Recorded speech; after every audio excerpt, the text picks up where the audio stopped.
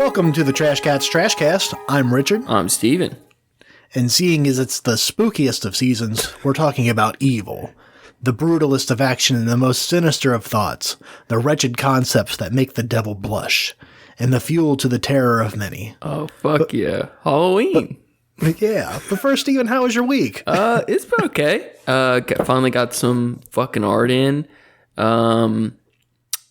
It's been a mixed bag. I've been getting some things done, but a little stressed. I haven't had, like, anxiety issues in forever. Like, I feel like I beat... Well, congratulations. My anxiety, right?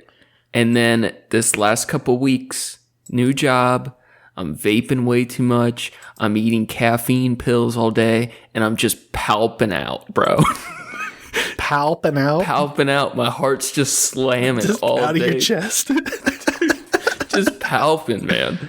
But it's been okay. I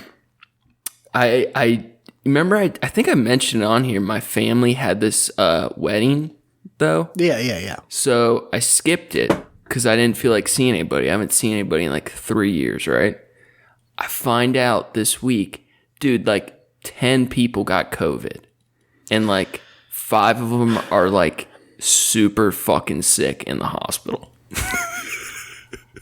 God damn it. Dude, it's like, I know they'll never hear this, but if I could speak directly to these fucking idiots in my family, I hope you get as sick as possible without dying. I don't want you to die, but you need to be as sick as possible so you remember you're a fucking idiot. It's so ridiculous. Burning Shots bridges. fired. Steven's family, you're on notice. They're on notice. My immediate family, all fine. We had the vaccine. We were cool.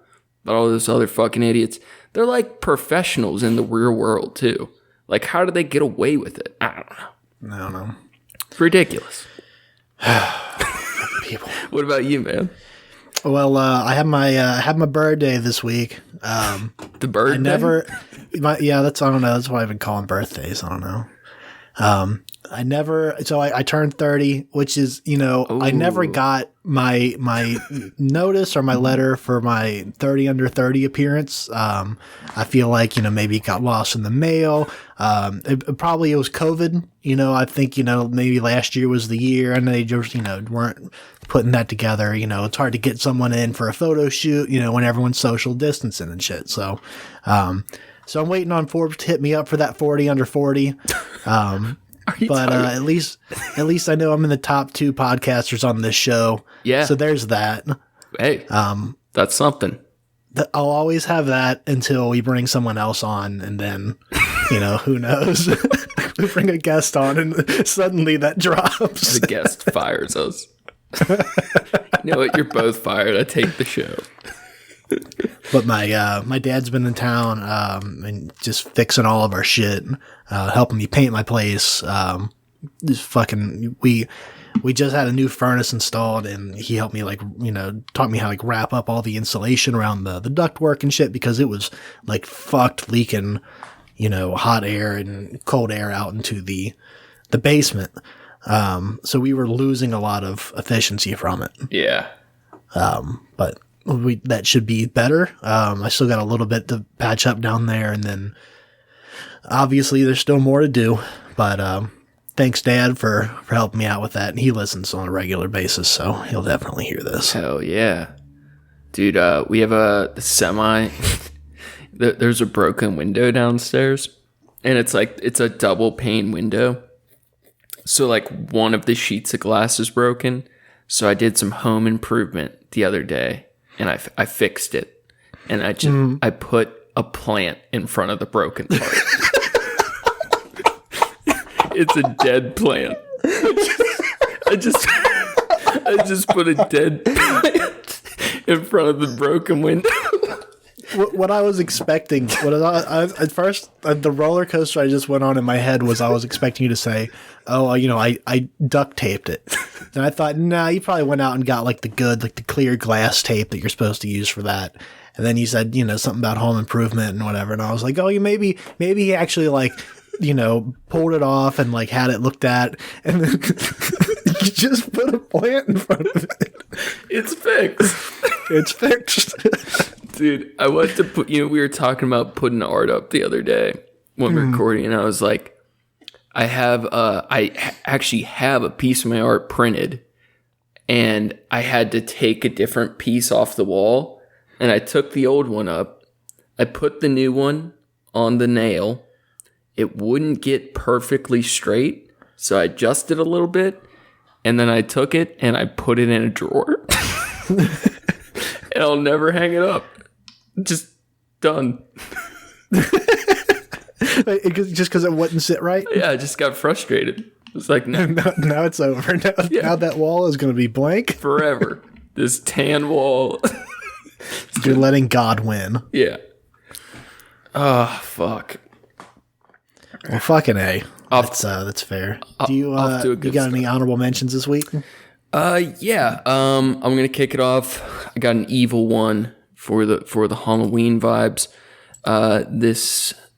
This piece, if it opens. So I don't know why, but the most metal fucking art is always on shirts, right? Yeah. Like the metal artists, for whatever reason, like don't do paintings or prints or like physical shit. It's just all like grimy shirts, poorly printed quality, right? And you can like feel the ink printing on it, that kind of metal shirt. So this is my favorite as of late. It's by, we've mentioned them before, Fat Tub of Lard Records. And the band... Welcome back to the show, everybody. Welcome them back. Yeah, round of applause. The band is Cerebral Incubation. Never fucking heard of them. They got the crazy bright neon green black metal-y font. And this piece of art is just so fucking gnarly, man. It's so good.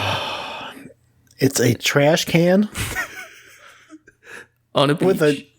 On a beach. Don't forget the nice beach. It's right. It is on a beach. The beach is littered with a mix of debris and human remains. I assume some needles. Yeah, probably. There is a seagull. Oh, little buddy. Kind of sitting there. But there is, in the middle of it, there's a trash can. Well, what's in that? Not even a trash can. It's like a 55-gallon metal barrel. Yeah. With a,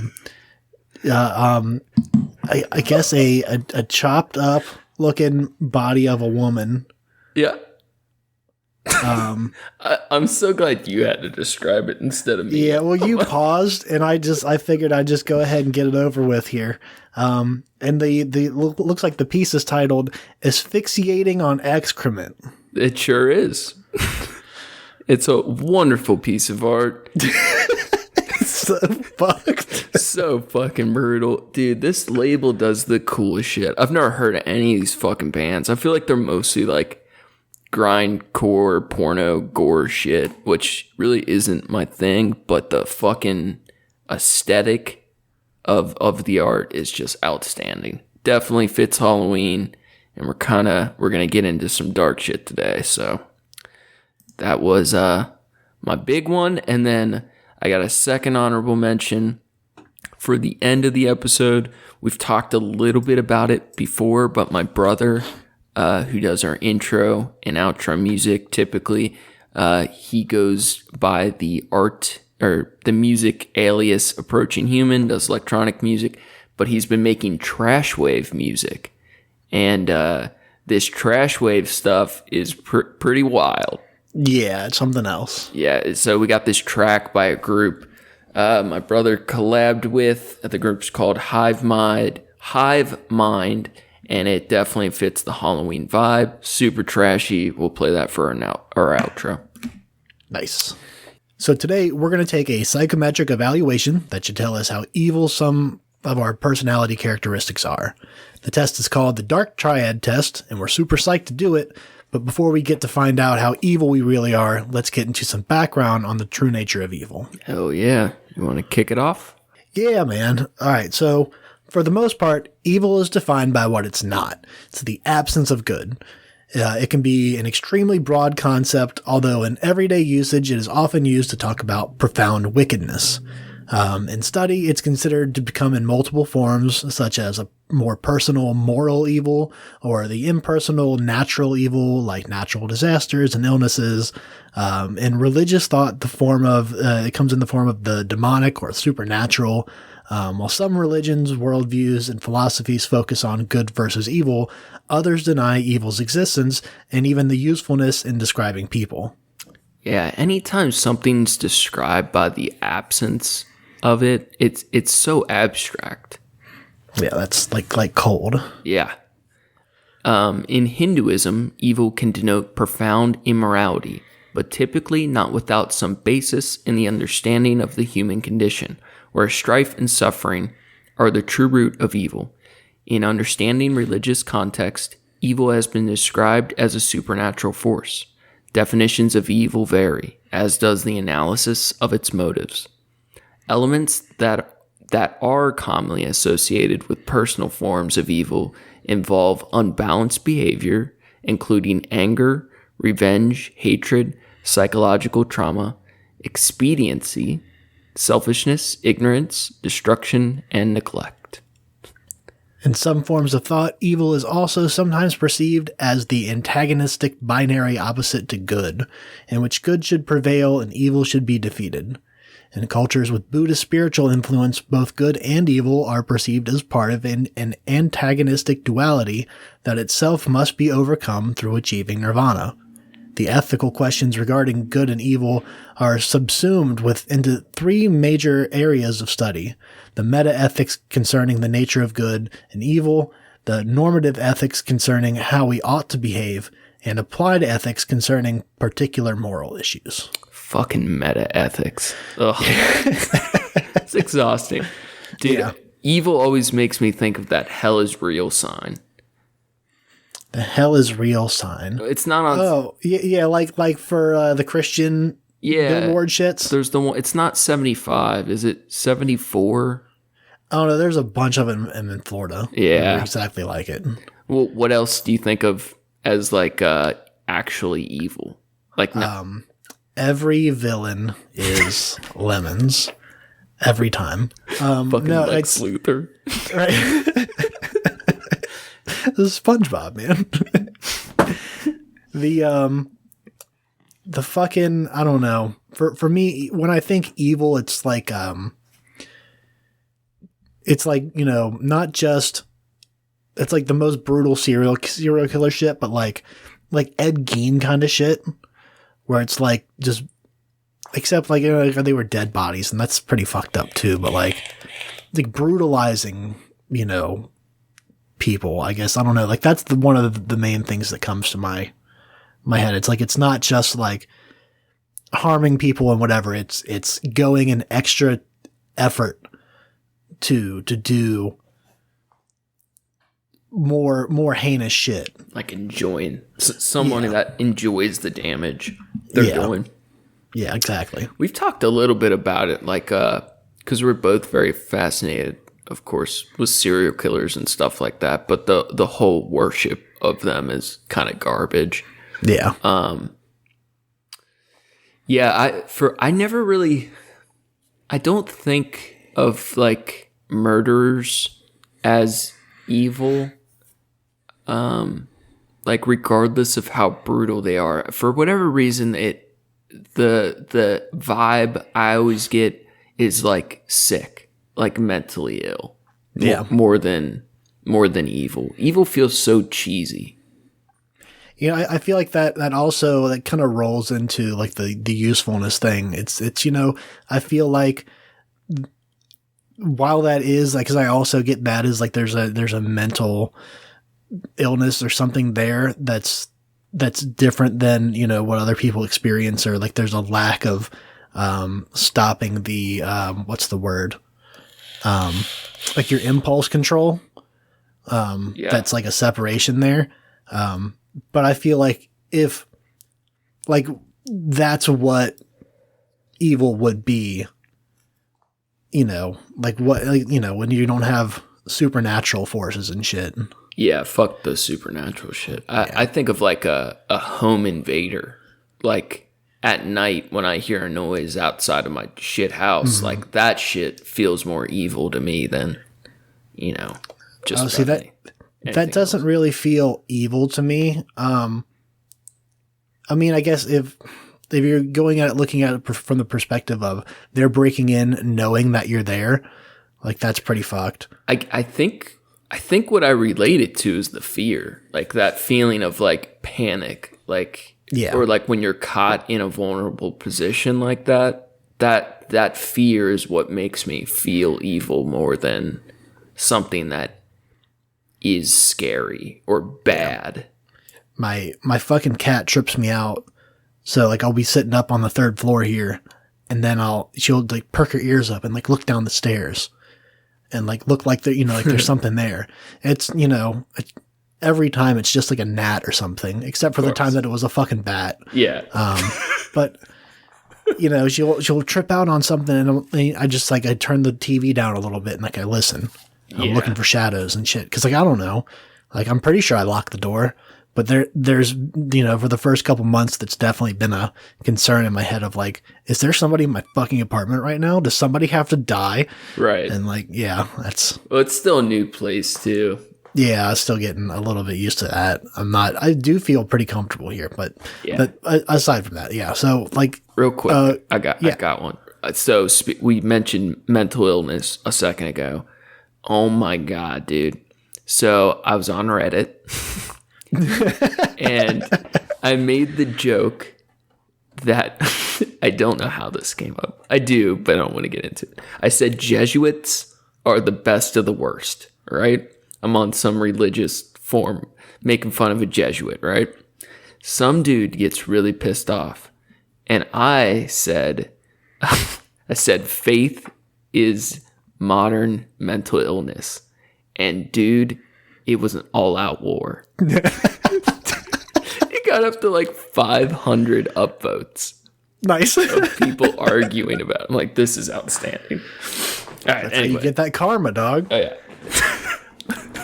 So we were talking about like the usefulness of as a term. There is a debate on how useful the term evil is, since it's often associated with spirits and the devil and stuff like that. Like you said, it sounds cheesy.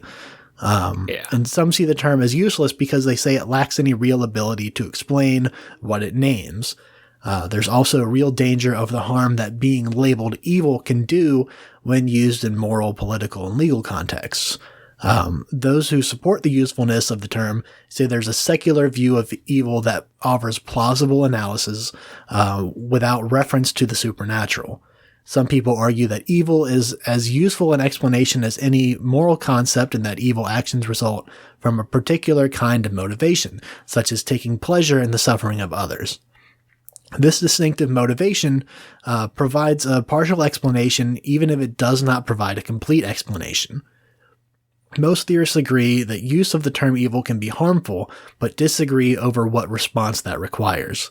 Some argue it's more dangerous to ignore evil than it is to try to understand it. Yeah, it's like in the legal realms, like the same problems you have like calling someone crazy is the same thing of like calling someone evil in a morality realm. Yeah. They're non-specific terms that often make things more difficult and confusing to understand, that come with so much stigma, where it's like it blurs the lines sometimes. Especially in like a public setting when you are saying that about someone that's like known or, widely known that like someone's, insane or someone's having, like has like a judgment issue kind of shit where like, then even if it's not true at all, wherever they go now, like if that becomes a, something that's publicly noted. Yeah, it's kind of like when you go on Reddit and say all Jesuits are evil. Yeah. It's the same problem. It's the same issue. Some of the people who support the use of the term evil assert it's only by understanding the nature of evil that we can preserve humanitarian values and prevent evil in the future. If evils are the worst sorts of moral wrongs, social policies should focus limited energy and resources and on reducing evil over other wrongs. They state that by categorizing certain actions and practices as evil, we're better able to recognize and guard against responding to evil guard against responding to evil with more evil, which will interrupt cycles of hostility generated by past evils. Yeah. So this may sound weird, but I was listening to a debate on the legality and morality of sex work, right? Mm-hmm. Like, should we have legal prostitution or not? And yes. I agree. The side arguing against it, they always make these like crazy comparisons because it helps you like picture an argument, right? Mm-hmm. And their point was, if prostitution is legal, despite that they find it to be gross and immoral, why would something like necrophilia be illegal? Right? That sounds crazy, right? But what the fuck? But think about, like, if you can have sex for money, why couldn't you have sex with a person without money? Like, just because they're dead, where's the moral change in that? And the point of that is the person arguing for prostitution but against necrophilia, it gets tricky, right? Because the argument, the consent. I agree, but you see how the argument could get weird there, because you're basically the instinct reaction to it is to say that necrophilia is bad because it's evil, not because of the other issues at play, such as consent, right? Right. That related. I feel like I didn't explain it as well as I thought. It made sense to me. People want to pay money for sex. Well, why don't we just let everybody, fuck dead bodies? See, why not? That's what their argument was, and it gets hard. I mean, I feel like that's like when they were talking about gay marriage, and they're like, well, what's next? You're going to be able to, marry an animal, or whatever the fuck, and it's like, and then they were talking about like underage people and shit like that. It was like, it got really wild, and it's like, what the fuck are you talking about? Yeah, they call those straw man. You take the weakest possible imaginary example of the person's argument and propose it back to the person to demonstrate how ridiculous their whole concept is. Yeah. And then sometimes you just seem like you're completely insane by yourself. Yeah, it gets gets really weird. Fucked up. I was going to say about the, responding to evil with more evil kind of thing. Like, that's like the main plot line of like most like shonen anime, like Naruto and shit like that. It's like, instead of revenge, I'm going to befriend you and try to understand what you're going through. Like, that's all anime shit. That's the worst. The befriend part. The whole eye for an eye thing, violence for violence, that's a discussion I'm very interested in. That's fucking hard. Yeah. Evil.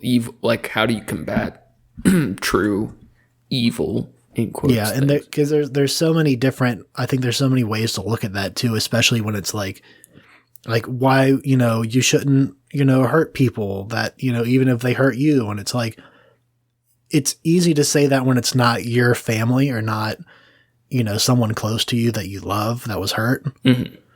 If something happened, if I knew that somebody, killed a family member or something, like, there's nothing going to stop me from hunting them down and taking justice myself. Yeah. Even if it's not what the belief you prescribe to the world. Right, general. Exactly. Yeah. Emotion is so powerful. One school of thought holds that no person is evil and that only acts may be properly considered good or bad. Some theorists define an evil action simply as a kind of action an evil person performs. But just as many theorists believe that an evil character is one who is inclined towards an evil act, some insist that both evil actions and evil feelings are necessary to identify a person as evil, while others argue that evil feelings and evil motivations are necessary. So, like we were just saying, it's not cut and dry by any means, whether it's by the definition of the word or how to use it. Yeah, it's one of those, as stupid as it is, like there's so much gray. Like I feel like people make these examples out of really evil people, whether it's Hitler or some other fucking mass murderer, like to the world, obviously, and overall, I would imagine, is on the evil, right? But depending on how you know a person, like, you might not see all those sides. People have so many fucking different aspects. That's the worst when you, like, really like someone or, like, only see those certain elements of, like, they only revealed so much of themselves to you. And there's so many, to so many other people, they could be such a piece of shit. Yeah. It's all grayscale. Yeah. I'm going to say this argument also, it makes me think of, the whole thing about porn where they're like, I don't know. It's like, I can't define porn, but I know it when I see it. Yeah, that's the same vibe. It gets tricky though, because it's so subjective. Exactly. Yeah. So evil's a good term for like art. Yeah. Of many kinds. But like this song is fucking evil. This, this poster is fucking evil. Yeah, for morality, it's a lot less. It's a lot less useful. And definitely the realm of law, it should not be applicable. American psychiatrist Morgan Scott Peck describes evil as a kind of personal, militant ignorance. I really like that, militant ignorance. According to Peck, an evil person is consistently self-deceiving, deceives others, psychologically projects his or her evil onto very specific targets, hates, abuses power, and lies incessantly. Evil people are unable to think from the viewpoint of their victim. I think that's generally true, but not always. Yeah. Peck considers those he calls evil to be attempting to escape and hide from their own conscience. Bro, they be racing down here. Yeah, man. they do. They'll like circle the block like 5 more times. So cool. Yeah, it's pretty cool, guys. Using self-deception and views this as being quite distinct from the apparent absence of conscious evident in sociopaths. You nailed that. Yeah. He also considers that certain institutions may be evil, using the My Lai massacre to illustrate. By this definition, acts of criminal and state terrorism would also be considered evil. Yeah. Do you know about that massacre? I actually not. I can't tell you the entire description without looking it up, but I definitely have heard of it. Yeah, it was a governmental thing. Yeah, this is the U.S. troops when we murdered a bunch of South Vietnamese. Damn, dude, that's just so fucking crazy. It's like it didn't happen during our lifetime, so it's one of the ones that's like that words. It's easier to like not ignore, but like not be as aware of. Just forget it a little bit out of your head. Yeah, but it's fucked. Yeah. The U.S. did war crimes. Dude, our America episode, I feel like it's building in me, man. I've been like listening to ex-soldier speeches, and I've been like writing why I hate this country in my head a lot. I'm practicing speeches all day, bro. It's getting weird. The hard part is I'm so mad at the people like that, like the masses as much or more than the people that are in charge. Yes. Like, dude, I blame the soldiers who did the shit. Like this, like I have friends that like did shit and I love them. And like, I don't think they were bad people. And like when I talk about it, like I always used to let people off the hook. You know what I mean? Like they were part of something that was bigger than them. Like all the evil, but it's like, yo, like individuals did shit. Fuck that. Like if you fought for a country like in the past, it's different. But today, as like a young man to go to war and kill some fucking people in a foreign land, like fuck you. I don't give a shit. Fuck them. Fuck them. They're evil. Fuck them. We lost all of our patriots. Yep, there it is. We probably still got those couple listeners over in England. Yeah. Shouts out to the people across the pond. That's a hell of a way to get there. I love it.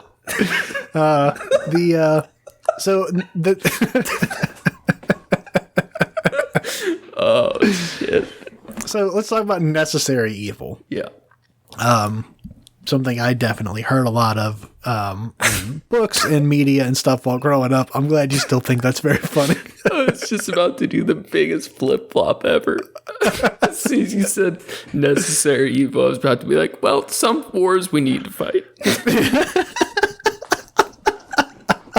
So, thanks to the troops. Some people just need killing. Oh, God damn it. Oh, fuck.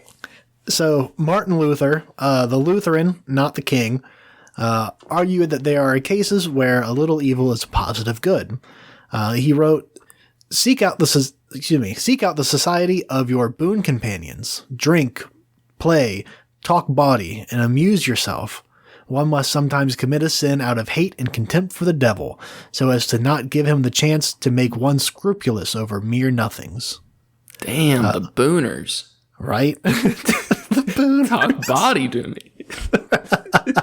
Dude, I was just thinking he's like he's a Christian and he's talking about doing things out of hate for the devil, and I was doing things out of hate and contempt for God the other day, and I feel like me and Martin Luther maybe not so different. Dude, that's so fucking on point though. Like if that's like a Satanism quote, 100%. Yeah, I dig the vibe for sure. According to the realist schools of political philosophy, leaders should be indifferent to good or evil, taking actions based only upon advantage. This approach to politics was put forth famously by Niccolo Machiavelli, and the 16th century Florentine writer who advised tyrants that it is far safer to be feared than love. First off, what an amazing name. Like, do you think he would be remembered the same way if he didn't have the name Machiavelli? No. It's so good, right? Yeah. And he probably also wouldn't be remembered as well if Tupac didn't bring him up. Sure. But yeah, there's the fear over love that's I think a pretty unfortunate truth. Yeah. And I see it in like management styles of people I've worked with. Yeah. Like in like little ways of like, they want you to like be afraid of getting in trouble and shit like that. So like, they'll do better if they're afraid of like, getting in trouble or something or getting, or fucking up. But like that just breeds bad workmanship underneath you. Yeah. And then people want to leave because they're not happy. It's like, it's not the same thing at all, but it's similar in the way that like, it's so much easier. Like my entire management tactic is like teach people and like help them understand what's going on with them and how, we can best put them in a place where they're going to be strong kind of thing. Yeah. But let's get down to the brass tacks, right? You treat your workers like that, right? They're all softies at the other restaurant across the street. If they want to launch an attack, if they rule with an iron fist and they decide to take your store, they're gonna get you guys. Now, I would argue that my employees would fight harder to the death to the death because they don't want to disappoint me. They want to be there for me. Admiration of their captain. That's right. That very well may be true. And I would charge them to absolutely fight to the death to preserve my honor. Of course. That's why, all right, anytime you start a new job, Trashcats, listen up. The first week of any new job is what I like to call stress testing. Now, this is not for them to see how well you do at the job. It's for you to push as many boundaries as possible. Maybe the first day you show up on time, but you come back to lunch 5 minutes late, and they'll let it slide because it's your first day. Then the next day, you're 10 minutes late. Then you start leaving early, and you just keep pushing it. Till the end of the week, you've established your boundaries. You keep the expectations low so you can succeed down the line. There is a very strong argument I can make for that. In that when you do that, they don't expect you to go above and beyond and do better. They expect this of you. And sometimes they're desperate enough that they need you more than they are willing to train someone else, because it costs a lot of money to bring new people on and train them. It sure does. As soon as they hire you, you're stuck there for a while. You're in, at least for a little while. So if you can make it work and like push those boundaries, but like not too hard, like, don't ever expect them to like offer you a promotion or a raise. No. But we're not ambitious. You can't be ambitious and do this. We're just survivors. That's and I've considered, because I've hired people like that, and I get that effect and I'm like, okay, this is just what I'm going to get with them, whatever. But I almost prefer that to someone coming in, like they kick ass for like the first like 3-4 weeks, and then like they slowly start to drop off, and it's like, what the fuck happened? Yeah. Like, you're not the same person I hired. Right. But I do the same shit to myself, where I go in and I'm like, first good impression, I got to be there, got to, 15 minutes early, and I got to be there, like, take a short lunch. Like, I want to be ready to like rock and roll and like get my hands dirty and get involved in shit. And then that's what they expect from me going forward. And then now I work harder. Yeah. On a construction site, one of the most important things is you pick which things you will do for that boss. You can't do everything, or you're stuck doing everything. Yeah. Also, they can't fire you if they can't find you. All right. Find a place where you're out of sight from any cameras. That's going to be your nap spot. You can check your phone there. Hit your vapes. I remember for like 6 months I was rehabbing this house, and I had a 3-foot bong stashed on the roof. just like in a gutter on the roof, and I would take a little ladder up to this window during my lunch break, and I'd sit on the roof and just hit this bong while like freaking out, paranoid, looking for my boss across the rooftop. It's like such an uncomfortable place to be high. Oh God. On the roof, expecting your boss to come around the corner at any minute. By any means necessary. You gotta get that high. Yep. All right. The international relations theories of realism and neorealism, sometimes called realpolitik, advise politicians to explicitly ban absolute moral and ethical considerations from international politics and to focus on self-interest, political survival, and the power politics, which they hold to be more accurate in explaining a world they view as explicitly amoral and dangerous. That's kind of, you see that with nationalism for sure. Yeah. Political realists usually justify their perspectives by stating that morals and politics should be separated as two unrelated things, as exerting authority often involves doing something not moral. Machiavelli wrote, "There will be traits considered good that, if followed, will lead to ruin, while other traits considered vices which in practice achieve security and well-being for the prince." I don't know who the fuck the prince is, but right. Good for him. There is I understand the realism part of, keeping, like, it's one thing to say keep religion out of politics, which they don't, but to keep morals out of certain political things, I can understand that somewhat, but there comes to be, like, when you're, I think even more so when you're dealing with international relations. Yeah. And I think that's part of the problem too, is like we're so focused on a us against them thing when there's plenty for us all to eat. Exactly. There's plenty to go for everybody. Well, if there was better, consideration, which would come with moral shit. Yeah. I mean, that's right. So like nationalists, right? Like, they want borders closed. They want less immigrants, a more focused nation that, in a sense, doesn't care about the morals of what they think of as charity to other people. They want, America first, all that bullshit. Yeah. And part of that is very practical. And I was going to say, I can see where it's like, we have a lot of problems here. Yeah. We need to help ourselves first. And and I feel that way definitely about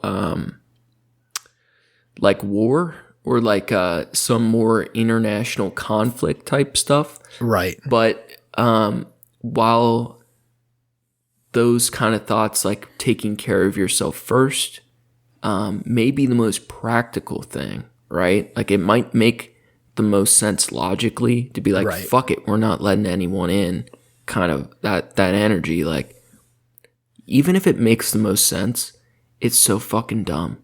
It's so fucking dumb and small-minded. And those people have no idea.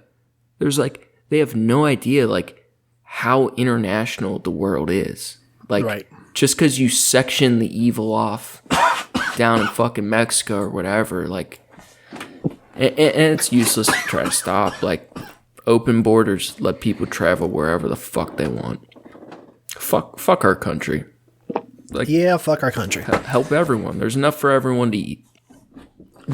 I think there's also, it's similar issue with like the war on drugs thing, where they're like, if by making it illegal, you are creating a different problem where people are still going to do it. They're still going to, come here. So when you make it illegal, when you make it harder for them to do it legally, they're more likely to do it, illegally. Like, they're more likely to still have to try it. 100%. Yeah, it's fucking nuts. And then now you have like the, all these issues with people in cages and shit, and people fucking, in, court systems all, lined up and queued up. Yeah. Till, for years from it and shit. It's all fucked up. Real quick. Making more problems. Real quick. So, I was talking to Sarah the other day. Imagine you see a person, right? Imaginary world. You're the king, right? You see one of your stupid little serfs. He's walking around, right? And he has a magic bean in his pocket. He has some magic beans, some herbs, right? And they do these wonderful things, right? Can you imagine putting that person in a cage for a decade? Like, to put another human being in a cage? No. It's crazy. Oh my God, no. Right? Like, that, when you think of it like that simple, like, we put human beings in cages for inanimate objects. Right. It's so fucking absurd. Yeah. It's crazy. Weapons, I see a little wiggle room, but like someone just puts in their own body, that's absurd. To put another human being in a cage is beyond cruel. Right. Speaking of cruel, he he was a piece of shit. Anton LaVey, founder of the Church of Satan, was a materialist and claimed that some evils are actually good. He was more responding to the common practice of describing sexuality or disbelief as evil. And his claim was that when the word evil is used to describe the natural pleasures and instincts of men and women, or the skepticism of an inquiring mind, the things called and feared as evil are really non-evil and in fact good. And that, for that part I get, like the natural things that make, make us animal, make us feel human. That's, that should never be used to describe, that's all the church shit though. Like sex. It's like, be like an angel, but God didn't make us like an angel. So why the fuck would we be as an angel? That's fucking stupid. Or just the idea that your natural human desires as a person are evil is like just such a shameful way to live or to put on other people. That's so terrible. You'll get hair on your palms. Monkey hands. You'll go blind. That's why. I like this quote by Anton a lot, though, because he was a piece of shit. There's been some books, but man, he could write some cool shit, too. But he has a quote. Satan has been the best friend the church has ever had, as he has kept it in business all these years. Yeah. It's wonderful. Just because something might scare you doesn't mean it's evil. That's right. Sure. He said, speaking of getting scared, I'm trying to line up this going to Erebus. It's supposed to be, I've wanted to go there since I moved up here, and apparently it's just gotten better and better. And what is it again? Erebus? Oh, Erebus is it's a haunted house. It's the #1 haunted house in the country currently. Oh, shit. That's like legitimized or whatever, that has like a license for it or whatever. They have all the people that do it out of their homes and like lock you up and do weird shit. Yeah, and that's pretty wild. But like, there's no way I'd do that shit. No, you can get fucked, and people pay big money for that. Yeah, I could do that with some like sex shit, but get doused with blood and shit. Yeah, but I'm not doing it to get spooked. Yeah, I could do like a kidnap fantasy, but I couldn't do like I want to be scared. Come take me from my house. Right. Don't tell me when you're coming. Right. Do you get spooked at the haunted houses at all? I mean, the last time I was in one was when I was a kid and I was working in one. Mm-hmm. I was like 14 or something, and I worked at Dent, I think.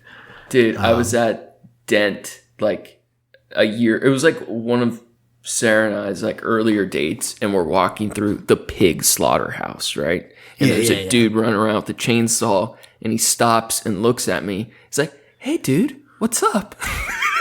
And I didn't recognize him. I'm like, well, this is weird because like it paused the line, and this dude, I knew him from like years back, and he's a crazy motherfucker. He held up the whole haunted house for about 15 minutes to talk shit, just to catch up.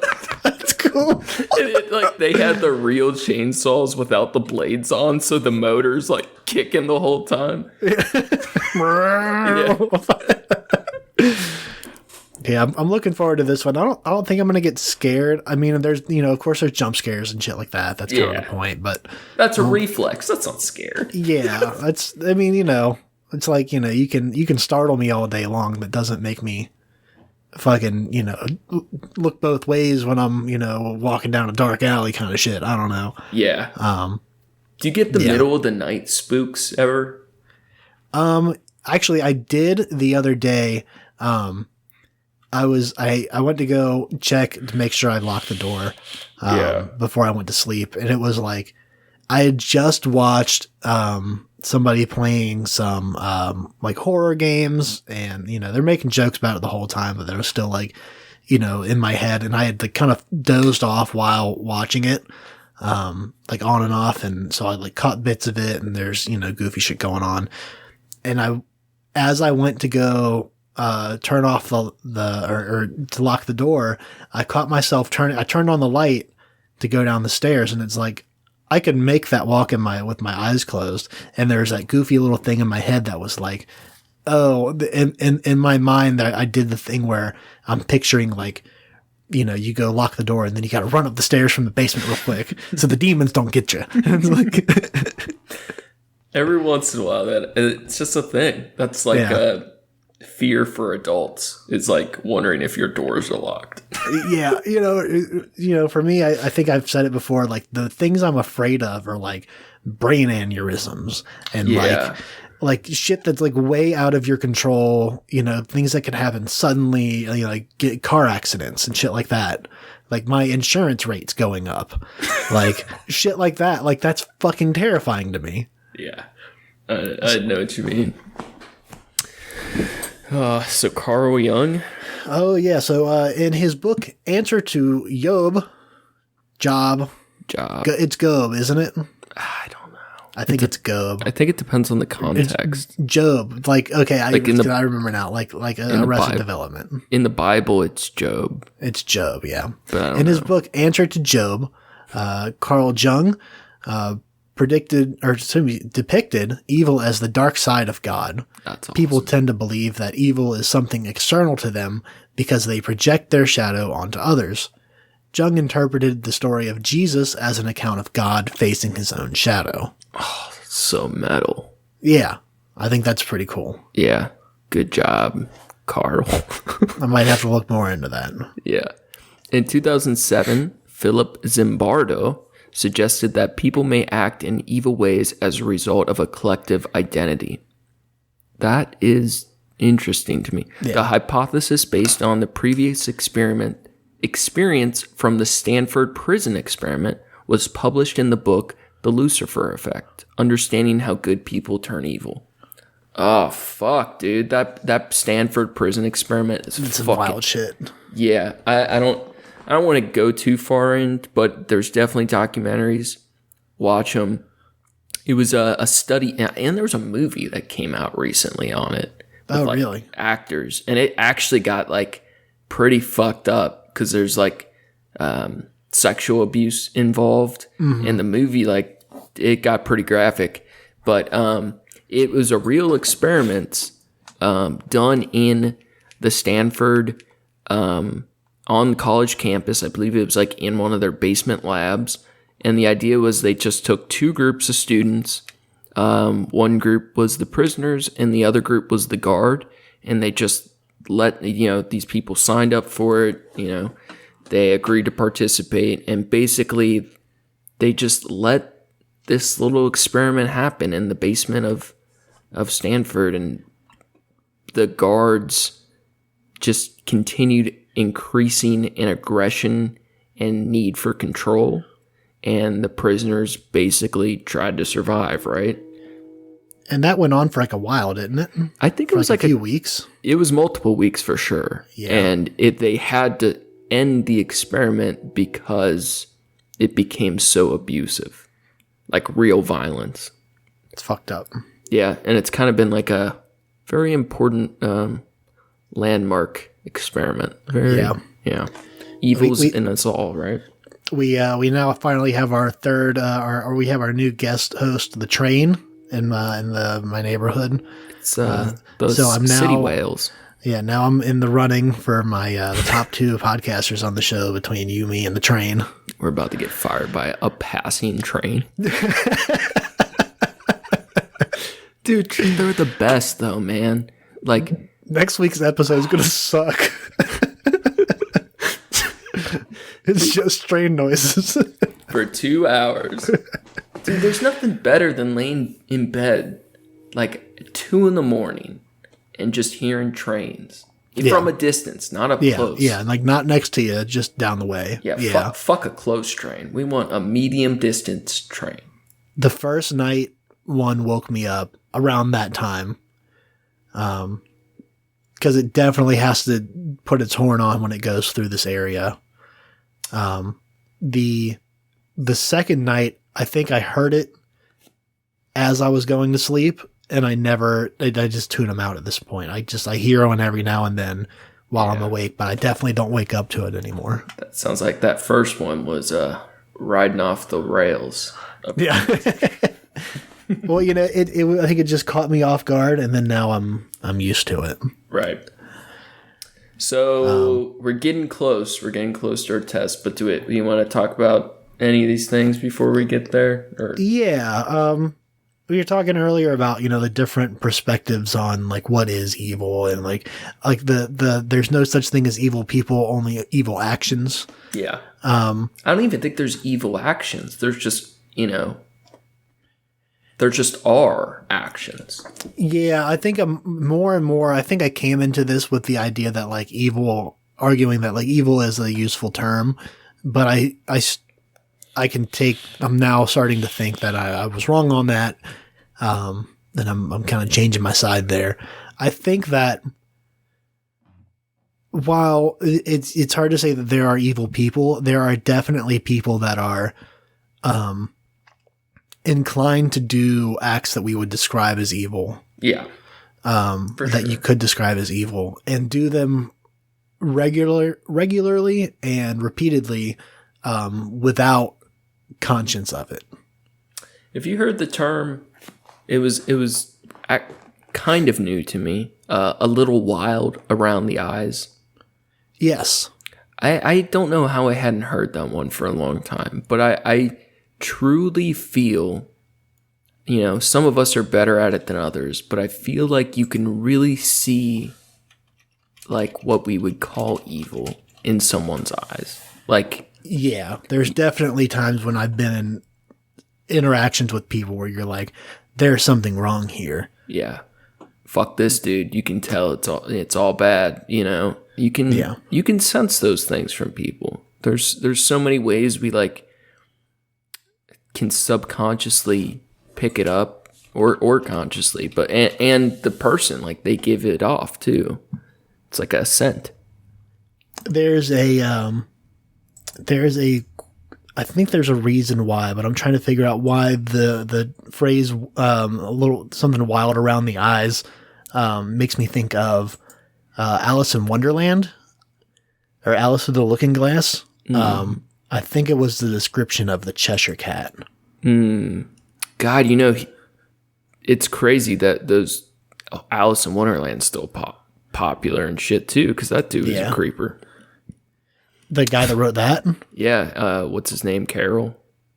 Oh, yeah, I don't even know. My main knowledge of that story is, of course, when I was little, watching the movie, and then the anime movie, and then I watched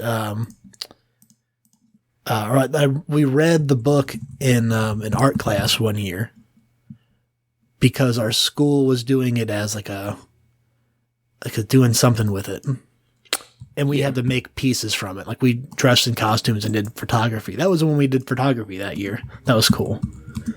Yeah, Alice in Wonderland's the best, but yeah, apparently I'm hesitating to say it because the name. I just want to make sure it's true, but I believe he wrote those books so he could abuse his nieces and nephews. Oh, that's shitty. Yeah, and it just kind of gets overlooked. Controversies and mysteries. Okay, well, you look that up.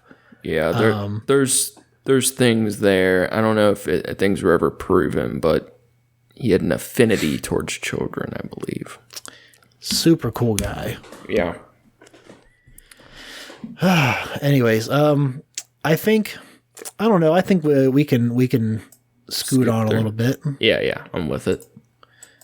Cool. You want to read this part? I guess. I can read it. I was too busy looking into the evils of Lewis Carroll. So where are we at?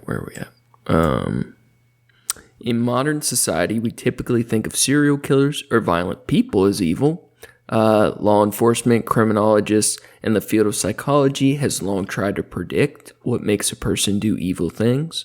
In the mid to late 1900s, one of the most widely accepted theories to predict future violent behavior was the McDonald's Triangle.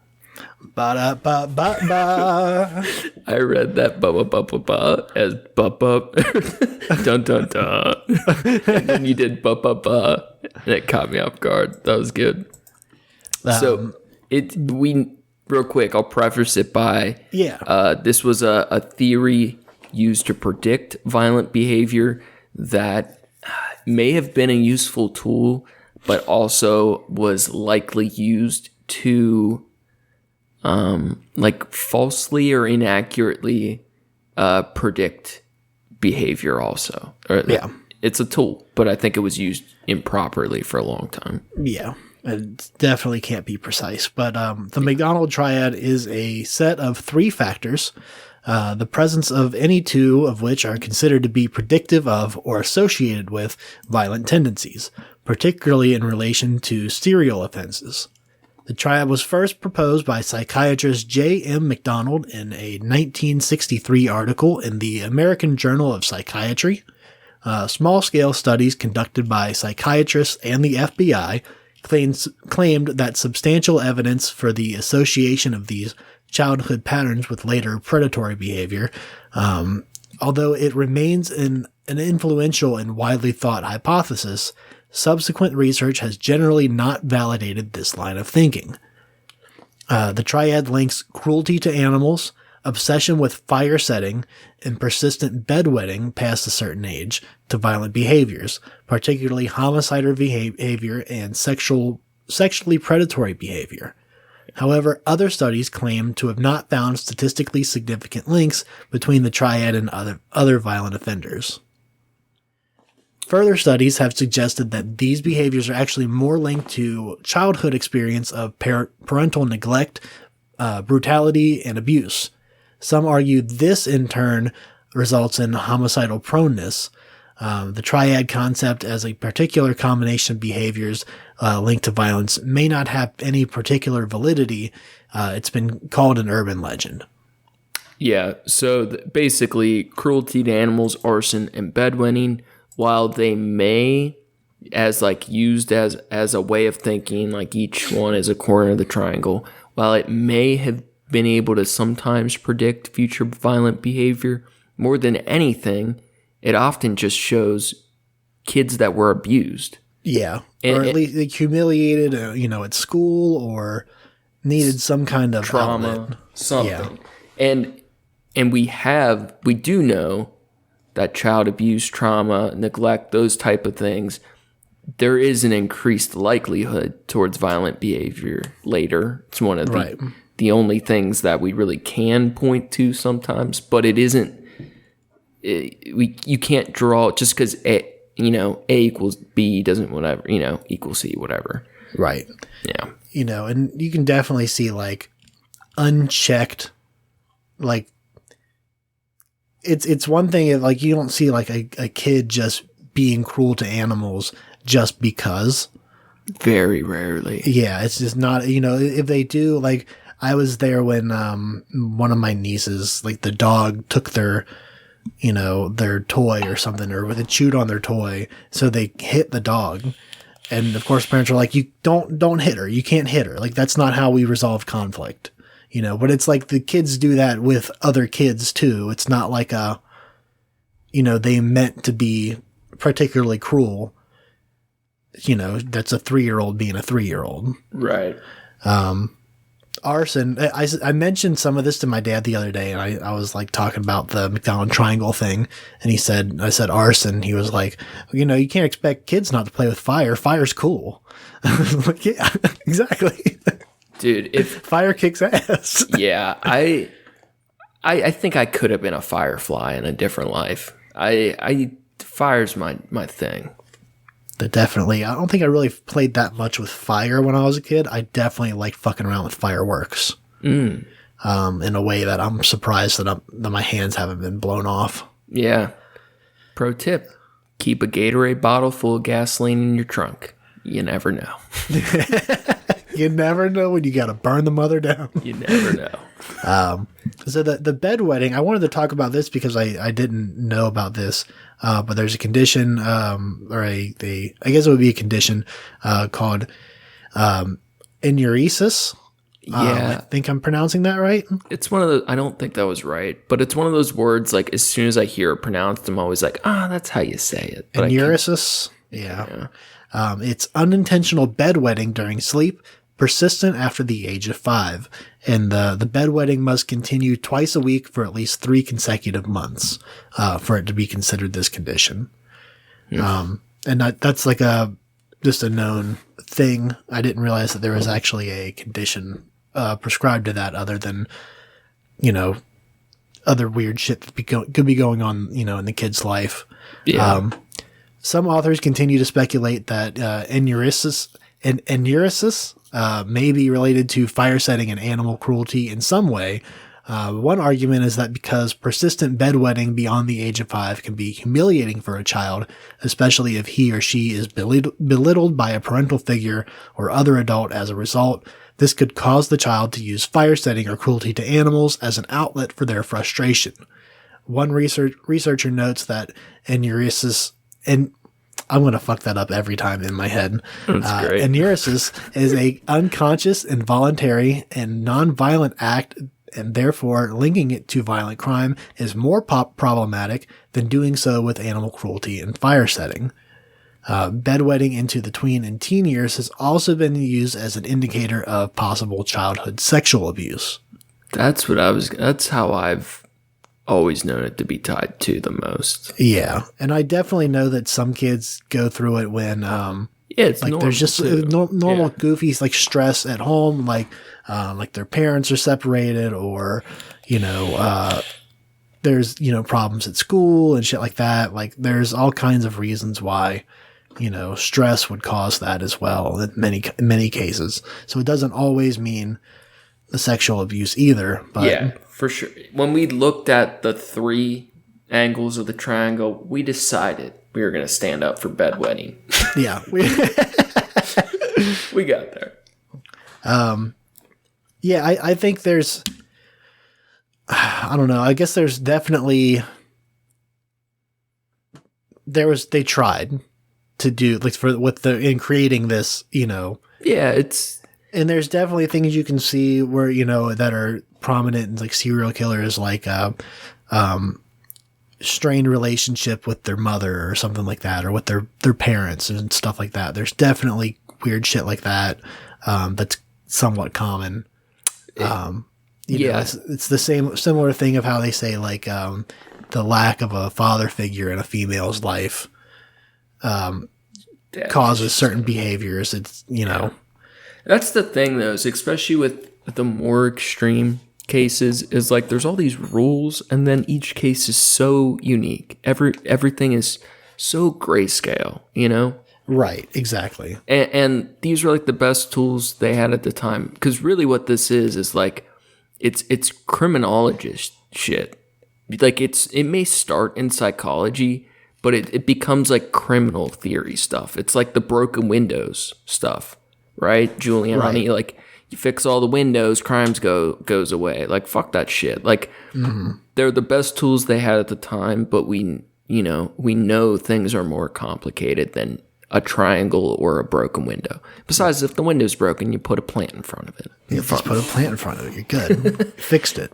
So theory about what makes a person act violently doesn't necessarily tell us or predict what makes a person evil, but the field of psychology has tried to answer that as well by analyzing 3 primary characteristic traits commonly referred to as the Dark Triad, consisting of Machiavellianism, narcissism, and psychopathy. Psychopathy. Is it actually psychopathy? Yes. Nah. Psychopathy. Okay. I don't know. It's psychopathy, I promise. I say a ton of things wrong. In 2010... I just want to stop before all the comments, that people are going to, hit you up on Twitter about. And yeah, we're protecting us from the fans, of course. Yeah. In 2010, Jonathan and Webster developed the Dark Triad Dirty Dozen, a brief 12-item personality inventory that simultaneously assesses the 3 socially maladaptive Dark Triad traits. In psychology, these are called dark because of their malevolent. Oh my God, bro. Mush mouth so bad. Qualities. Fuck it. We're keeping it rolling. Keep that one in. Yeah. Research on the Dark Triad, which it makes it sound so like evil on its own. The Dark Triad. It sounds like a cult.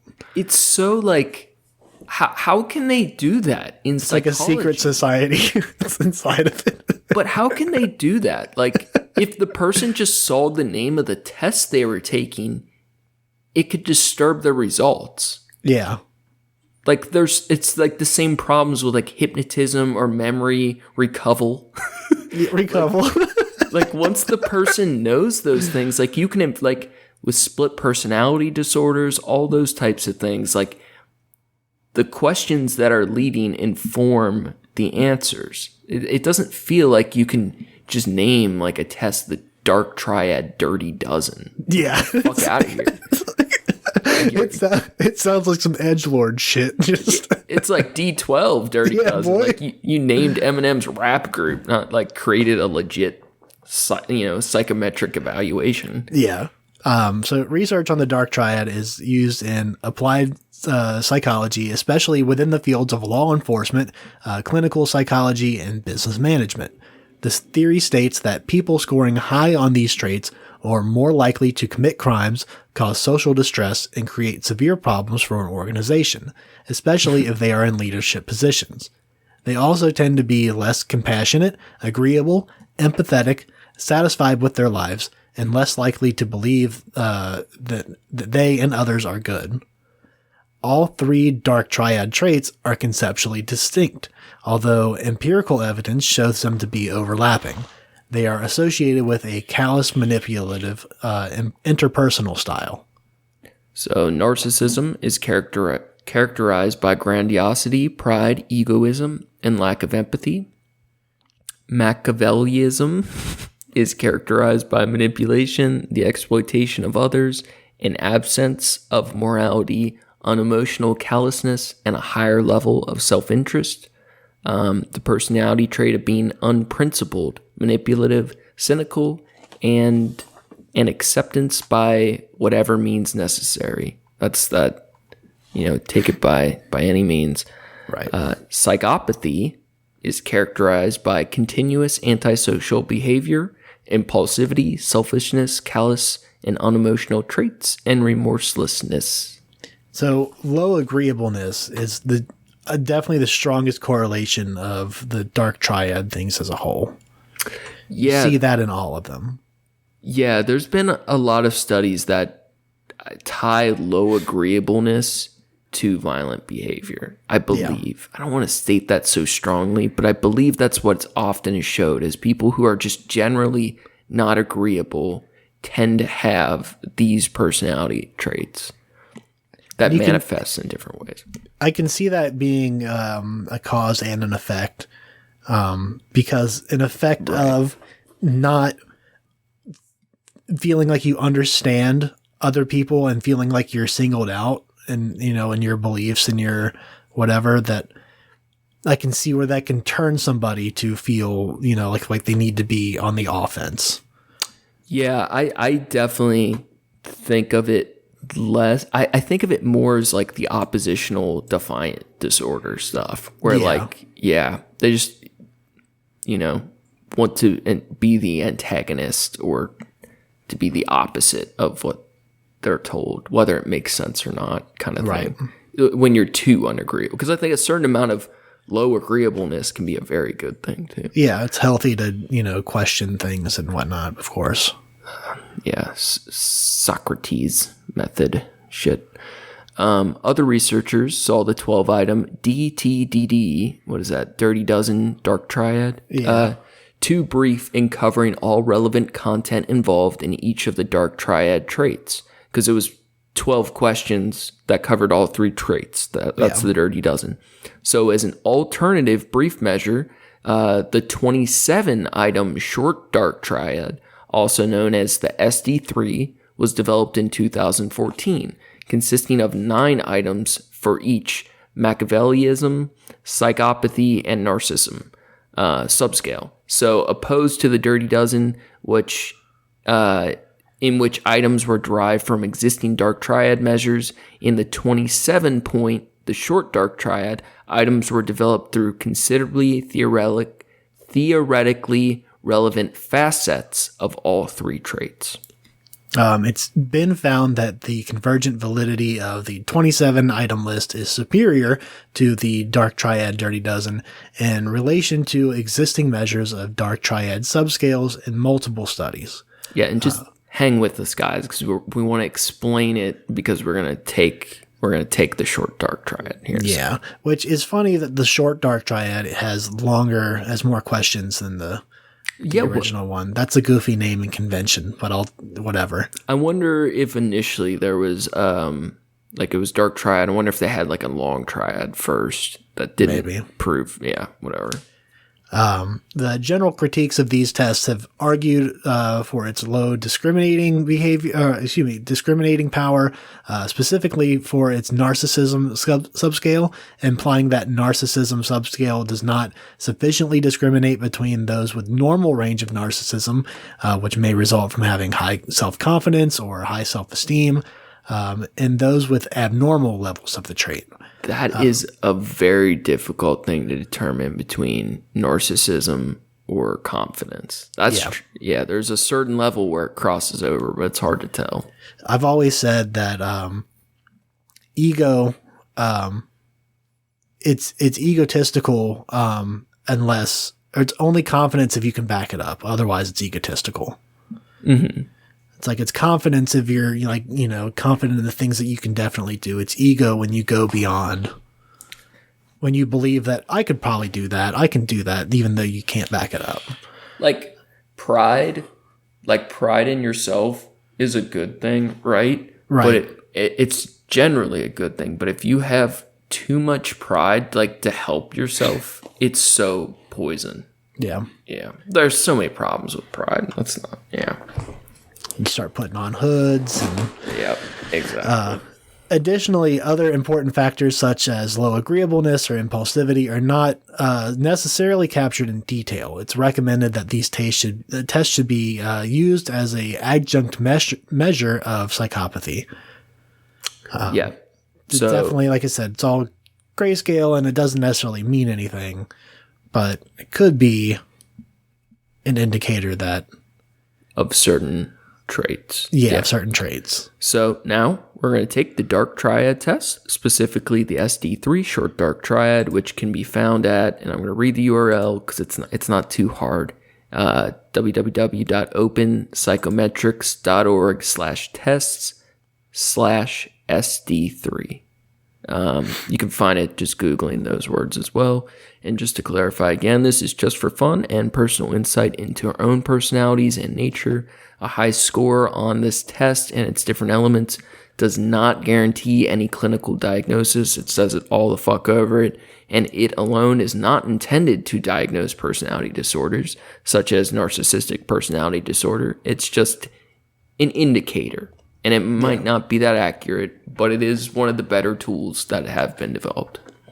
So without further ado, let's take the Dark Triad. There is a page of the introduction and whatnot. And part of that, it just kind of states what we've already said.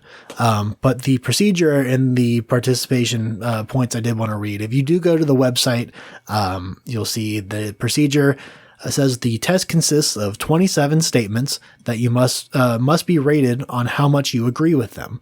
The test should not take most people more than 5 minutes. Participation, your use of this assessment must be strictly for educational purposes. It cannot be taken as a psychological advice of any kind. If you are interested in anything more than learning about the Dark Triad of personality and how it's assessed, do not take this test. Your answers will be recorded and possibly used for research and or otherwise distributed in an anonymous fashion. So if you do take this test for whatever reason, your results and whatnot will be recorded. Yeah, and they don't give you like hard answers like you're in this percentile, which means you're this. They just give you your comparison to like average levels of things. Yeah. So it gives you your own idea, but there's no hard information. It's all soft. All right. Ready to get started? Yeah, one sec. Let me... Okay. All right. Good. All right. First question. Or first statement. It's not wise to tell your secrets. It's not wise to tell your secrets. Are we going to... Do you want to say our answers as we go? Yeah, why not? With that, and we'll just try to this is very... We can elaborate more or less if we want to. Yeah, I'm going to go with... I'm going to go with agree. I'm going to go with slightly disagree. Now I don't know. Fuck. People see me as a natural leader.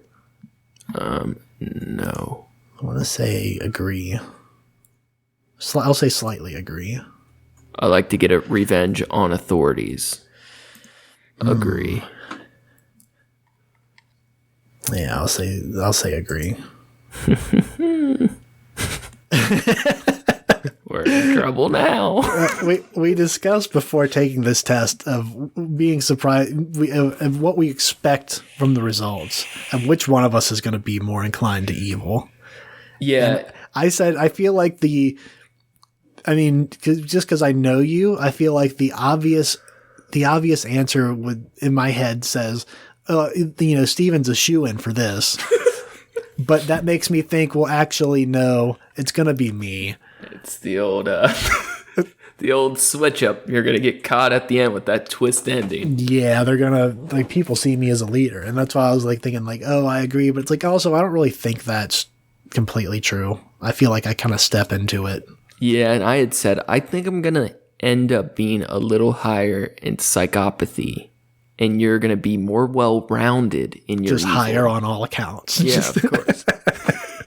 All right, what about, I like to use clever manipulation to get my way. I disagree.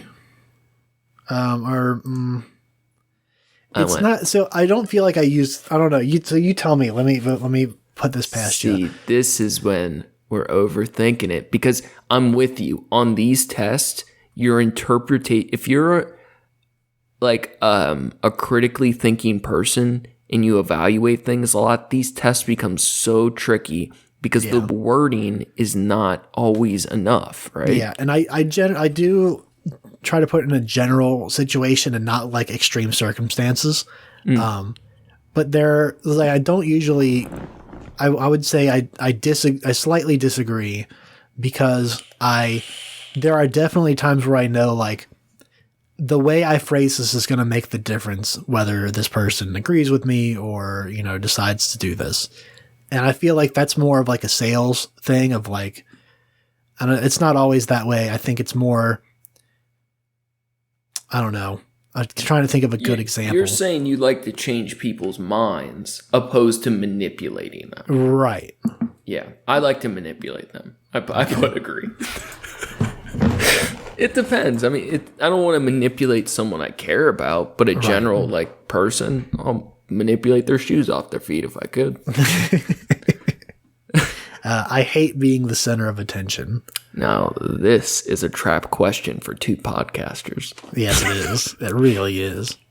I do hate being the center of attention. It's different speaking on a computer. Right. We're in our own homes. Yeah. I'm going to say I slightly agree because I do feel some. Can you imagine having a birthday party?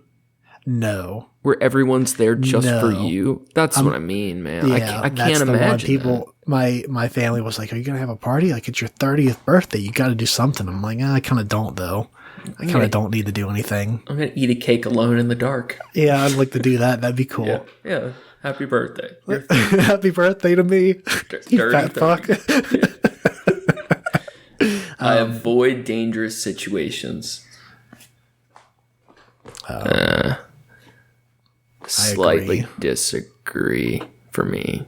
I like dangerous shit, but I don't try to get into. Yeah, with your track record, you cannot agree with that. Yeah, I'm cautious. With your stories that you've told me about getting in the car with people that are throwing golf balls out of the fucking the car in the fucking underpass. I'm much more cautious now than I used to be, but I'm willing to get in the mix, but I'm not trying to get shot either. You know? Yeah, dude, I'm not. I stay away. I don't want anything to do with that shit. I'll juke them out a little bit, you know. I don't even like speeding that much anymore. Dude, I drive slow as fuck with my driving record, bro. I've got so many fucking tickets at this point. I can't afford. Bro, that DUI insurance is no joke, man. Oh, fuck. Yeah, I don't even know that. They stroke you, man. I'm off now. I got low rates now, but I can't get a ticket, man. It's ridiculous. This next one here is, whatever it takes, you must get the important people on your side. It's another trap question, because like, who are the important people? Our fans. Right? You're right. They are. They're pretty cool, but I don't give a fuck about important people. I disagree. I'm going to say neutral on that. All right. Many group activities tend to be dull without me. I almost misread that wrong. Without me. They're dull without me. You're so important that everyone's dull without you being there. Yeah, I disagree. Yeah, disagree. Payback needs to be quick and nasty. Now, that is tricky. I wonder if that's supposed to be hasty. I thought so too, but I really like if it is quick and nasty. Because I want to get quick and nasty on some payback. But I don't think it doesn't have to be quick. I'm okay with long-term nasty. Down payback. with that long con. Yeah. No, I think in general I disagree with it. It's one of those. But it's also, I think it's because similar to the avoiding dangerous situations thing is like I feel like, you know, if someone like cuts you off or whatever, it's like it's easier to just think karma's going to fuck them up and like just move on. So I don't really think about payback in general. I'm not trying to be a dick. I don't get slighted much. I'm not trying to be a except dick, by God. This is like a core tenet of Satanism. You get slapped across the face, you slap them back 10,000 times. Absolutely, yes, but I don't get slapped across the face very often. Enough for me to even consider. Fair, that's fair. So you don't have a lot of situations requiring payback. Yeah, but I feel like sometimes it's just easier in general situation that I just move past it. Yeah, I'll put it this way: if I was your lover, I would not want to scorn you. No, I feel like you're hell hath no fury. I feel like you're probably way more forgiving than you think. I'm super fucking chill. Yeah. Avoid direct conflict with others because they may be useful in the future. I used to think that way. I do not anymore. I do think that way. I slightly agree. Like, you can only short your dope boy so many times before he cuts you off, right? Yeah. Like, you don't want to argue too much. Definitely people that I've kept and tried to keep in good graces with because of, like, a status, like other chefs and stuff that, like, it's not so much that I think this person's, you know, a good person, but, like, they make good food. So... That's totally different. You're just I want to keep in good touch so that if I want to go to the restaurant, I can get a discount. Yeah, you're just keeping your pawn on the checkerboard. Yeah. Yeah. Make it sound the worst. Big brain mastermind, bro. I know that I am special because everyone keeps telling me so. Bruh. And then now I'm going to read the next line now too. That's what it was. I know that I'm special because everyone keeps telling me so. No, man. We're all just, walking meat bags waiting to die. We're not important. Yeah. I want to say slightly disagree on that. That's where I'm at. Because I am important, but none of us are important. Right? But that's not why. Yeah, exactly. That's not the reason I know that I'm special. People often say I'm out of control. Yeah, I've heard that one.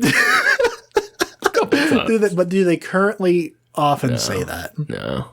So often. All right. So it does say often. Yeah. No, I'll have to go slightly. I'm very calm, cool, and collected with my big brain. I feel like especially now, your life compared to what it used to be, I'd say arguably, people are like, oh no, Steven's definitely got his shit under control now. That's true. Yeah. They're like, look how cool. He was so cool before. He's not getting in the car with people that are throwing golf balls off the fucking underpass. Hey, that made me pretty cool for a while. Hey, I was always smoking a cigarette. You know how cool it was. I took a lot of years off my life to look pretty cool. It is wise to keep track of information that you can use against people later.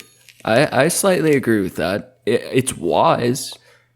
It's not always good. But, like, for example, I think it's very wise to, but I don't think it should be used unless that person does something. Like, that is deserving. Right. Same. That's why I'm trying to pick between agree and slightly agree. Yeah, I think I'm going to go with this is where, like, our interpretation of the test, because I feel like they're going to think we're crazy, but I feel like slightly agree is like, hey, I'll make a mental note of that for later. Yeah, and also for me, it's like I think it's part of the forgive but don't forget thing. Yeah. You know. Don't forgive, don't forget thing. Oh, no, I'm down with forgiving. I can't forgive anyone, man. Well, the thing about forgiveness is it's for yourself. It's for you. Fuck me. I can go fuck myself. All right. Yeah, that's fair. I like to get acquainted with important people. Who the fuck is important in our lives? People. I read this as like people of status. I agree. And we don't meet status people. Yeah, I say I slightly disagree. Because like it's cool to meet people. No, I'm gonna say disagree because what I see it as is I'm thinking like, oh, like that's a different walk of life, and I'd like to learn more about like what that's like, but. Maybe Michael Jordan would want to be my friend. Yeah. Maybe if I just go to Mom's. Oh man, MJ doesn't hit you up on the weekends? Right. Ah, fuck. I've been hanging out with, I got a different podcast with him. It is true that I can be mean to others. Yeah, I can be a real piece of shit.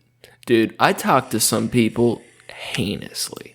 And I like catch myself doing it often. And I'm like, dude, you gotta chill, bro. Like, I have to tell myself that kind of shit all the time. I absolutely get short-tempered. And it's always with the people that you don't want to. I know I did it recently with my mom. It's when moms are good for that. Yeah. to say mean shit to. It wasn't even like that. I think that I said a mean thing. I think I just pointed out something that I didn't need to point out because I was like trying to make a point, and I did it in a shitty way. I do that. You always feel so bad afterward when you think that there's a chance that someone that you care about might have taken something you said, and you know, if you didn't mean it as something mean, but it came out that way. And dude, I feel like you're probably good at this, but I used to be so terrible. Like I was like, I always had the mindset of, even if I was in the wrong, right? Mm-hmm. That like I said something shitty, whatever. Like I didn't mean it that way. I'm not apologizing for shit, right? I'm unapologetic. Mm-hmm. Fuck them. If they want to take it that way, fuck them, right? And like the easiest way to be right away is just to admit you're wrong and just say, like, as soon as you realize it, it's like each second you wait after saying something shitty you regret is way less likely that you apologize for it. Right. If you just say it right away, it's fucking easy. It's easy. Even if you were absolutely mad and you said outlandish shit, like if you come out and you say, I'm sorry, I shouldn't have said that. Sorry, I'm out of control. Yeah. Sorry, I fucked up. My emotions got the better of me. We can say so many things that can positively impact your relationship with that person for the future. I'm sorry, you have emotions and I'm just better than you. Yeah. I'm sorry. I run clean. I don't need emotions. The next one is you should wait for the right time to get back at people. Slightly agree. Now, I feel like I'm not getting back at people. Like, I mean, I think what you're thinking more of, like, you're not gonna get back at someone unless, like, they do something that's like what you're saying, like when you have information on someone, like you're not gonna pull it out randomly. It's like they're gonna have to deserve it. It's what was it the Russian or Germans? The compromatic? The Russians, of course. The compromising material on an enemy. I don't know. Compromatic. I'm gonna say disagree for this one, because I feel like there's plotting in revenge, and I just don't think that way. So if somebody fucks you over, yeah. right? Like, I realize it's not happening to either of us, right? Much or at all anymore. But like, if somebody fucks you over, and it's not super hardcore, but it's enough to like you don't like this person anymore. Someone poked a hole in my tire. Sure, and you know who they are, and you see them at a party, and they have a vulnerable moment in front of other people where you could just chop their legs out from under. Like, you could say something or do something that would like mortify or like slightly hurt or just fuck them over hardcore. You pour a can of Coke into their bag of weed when they're not looking. You flip over their tray of Coke real quick. Yeah. I mean, I would do that. What I'm saying is, I wouldn't be like, oh, I could get back at them now, or I can wait till later and catch them off guard in front of all these people. So you're not a stewer. Yeah. You don't stew on it. Right. See, I cook a big pot of stew. I plot. I find out. First things first, Google Maps, right? Oh, yeah, absolutely. Cook up napalm. Look some shit up on Google Maps. Yeah, definitely that. You consider your options. Meditate on it for a month. And then you roll some chaos dice. By the time a couple of days have gone by, if I haven't acted on it, I'm over it. Yeah, and I think it is a self-defense mechanism in a way. Like, I would get obsessed about revenge shit, right? I mean, I definitely do the shower arguments. But I think part of that is like, you're like, hey, I'm not going to act on it right away. I'm going to plan this shit right. I'm not going to get in trouble. I'm going to make sure they get my point. They're going to know, how I felt about this, whatever. But part of it is you're just like tricking yourself into having enough time to let go of it a little bit. So do you think that's by that argument that me having, preparing myself to get back at somebody, that I am either waiting for the right time or bidding my time until I'm able to just forget it? I mean, honestly, from what you said, it sounds like you're really okay with trying to encourage forgetting it. That's more what I'm inclined to do, yes. Yeah, that seems it obviously depends on the situation. Yeah, but that's for sure. more of what I'm inclined to do. Yeah. So are you saying that I should disagree or slightly disagree? I feel like either's fair. I think I'm going to say slightly disagree. Slightly disagree. I can't help but stew. I'm a stewer. I don't often act. I'm a stewer. The other chef on the podcast cooking up his stew. His pea hill stew. It's bitter. Bitter and spicy and nasty. The next one. I feel embarrassed if someone compliments me. Agree. Slightly agree. Yeah. I've been trying to do more of when someone says like, oh, I like your nails, or I like your pins, or, something like that, or that's a nice jacket, or something like that. I've always been bad at like returning the compliment. I feel like that's a really nice thing to do. Yeah. Because I've had people do it to me when I compliment something on them and they return a compliment.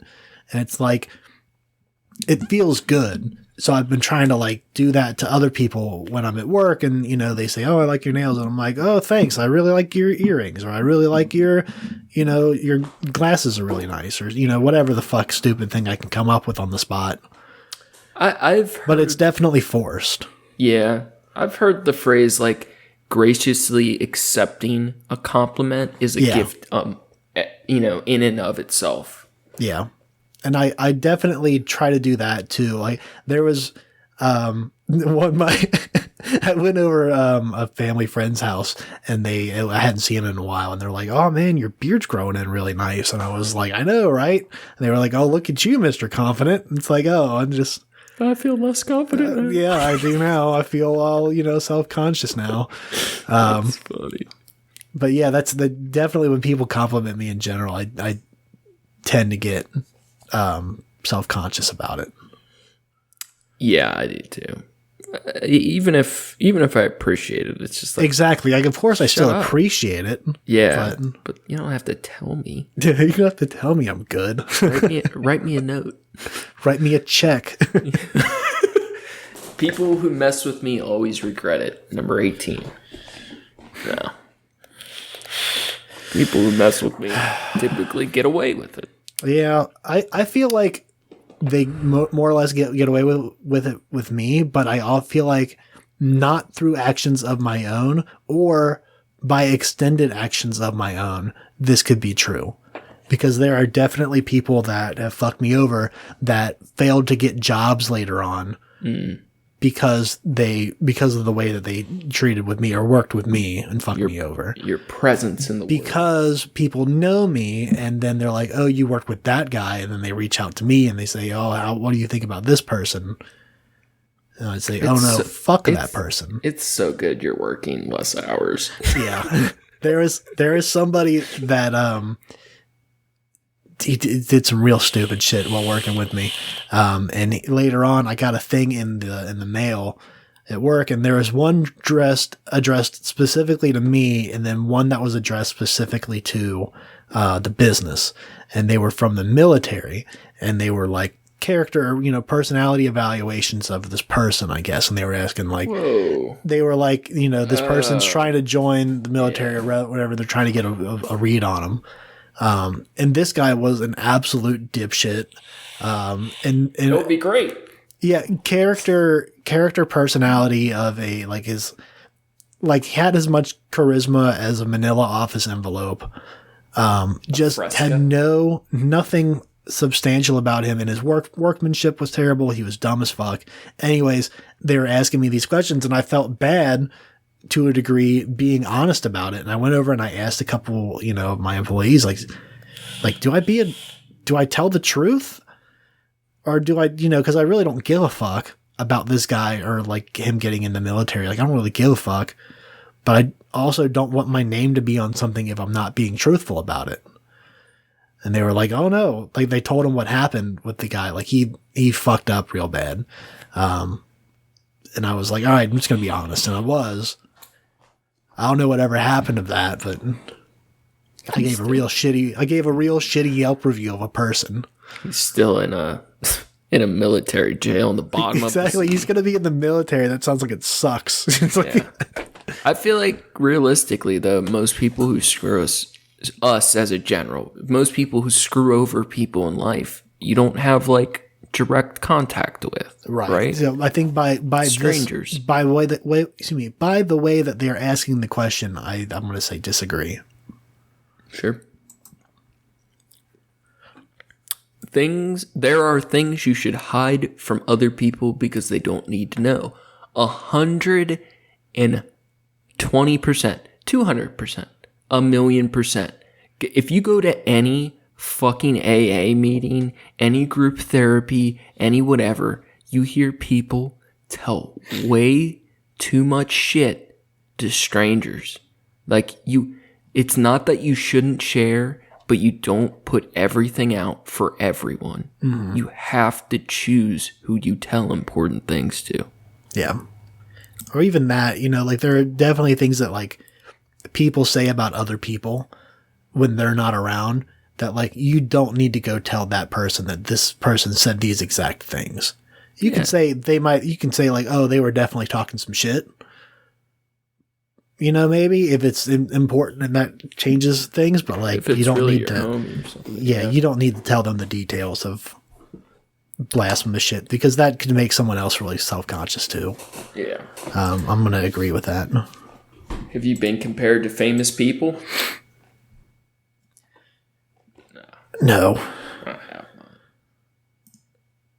There was so much room for jokes there, but we'll go right on to the I next feel one. like I realized recently that my haircut that I've been getting for the last couple of years is I've been slowly morphing into Gordon Ramsay. Fuck yeah. That's funny. I heard he's going to be in the new Mortal Kombat game. That's fucking awesome. That's know so good. I don't know if it's a joke or not, but I hope it's not a meme. Oh my god, that would be incredible. I have never got into trouble with the law, number 21. Disagree. Disagree with that. Make sure your plans benefit you, not others. That's just a psycho question. Like, that's stupid as fuck. They could have came up with something more clever than that. And even if they had said, make sure your plans benefit you over others. Over others. Or more importantly, that your plans benefit you than others. Yeah, or you could even ask, like, if they wanted to get super meta, you could frame it like, you know, you put your country before others. Because it puts the question outside of yourself. You know what I mean? Like, there are ways to get to the root of a question better than how they worded this. That's for fucking sure. Yeah. Make sure your plans benefit you, not others. Disagree. I am an average person. I slightly disagree. Same. We're all stupid average people, but we're all very different. Yeah. And I think I'm more different than many. Not most, but many. Same. I agree. I enjoy having sex with people I hardly know. I have not really done that much, but I'm going to agree because I like sex. I don't think I'm not going to enjoy it because I don't actually. Fuck. That's tricky. I was about to say I wouldn't not enjoy it because I don't know them. Realistically, I don't have sex with strangers because I do want to know them. I have, I want to say disagree. Fuck, I clicked redo last question too many times. I am an average person. Slightly disagree. You said I enjoy having sex with people I hardly know. You said disagree? Correct. I'll go neutral. I want to care. I can, there's a time and place for it, and there's do your thing, sow your oats or whatever, but it's definitely more for some people than others. I don't get pleasure out of it.